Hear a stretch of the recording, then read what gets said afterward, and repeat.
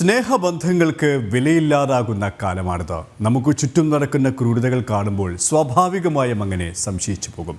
അമ്മയെ അതിക്രൂരമായി മർദ്ദിച്ച മകൻ്റെ നീചമായ പ്രവൃത്തി അത്തരത്തിലൊന്നാണ്. വയനാട് പാതിരത്തുരുത്തിപ്പള്ളി മെൽബിൻ തോമസ് ആണ് അമ്മയെ മർദ്ദിച്ചത്. മർദ്ദനത്തിൻ്റെ ദൃശ്യങ്ങൾ ജനം ടിവിക്ക് ലഭിച്ചു.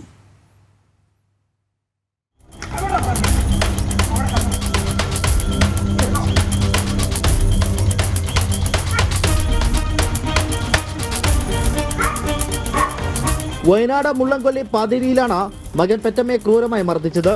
മദ്യം വാങ്ങാൻ പണം നൽകിയില്ലെന്ന് പറഞ്ഞാണ് മർദ്ദനമെന്നാണ് വിവരം. പരിസരവാസിയാണ് മൊബൈലിൽ ദൃശ്യങ്ങൾ പകർത്തിയത്.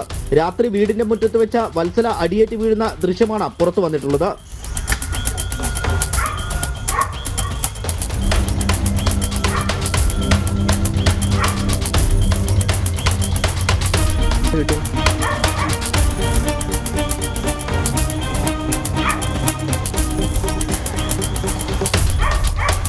മർദ്ദനം സ്ഥിരമാണെന്നും മെൽബിന്റെ സഹോദരനും ഇത്തരത്തിൽ അമ്മയെ മർദ്ദിക്കാറുണ്ടെന്നും ജനപ്രതിനിധികൾ പറഞ്ഞു.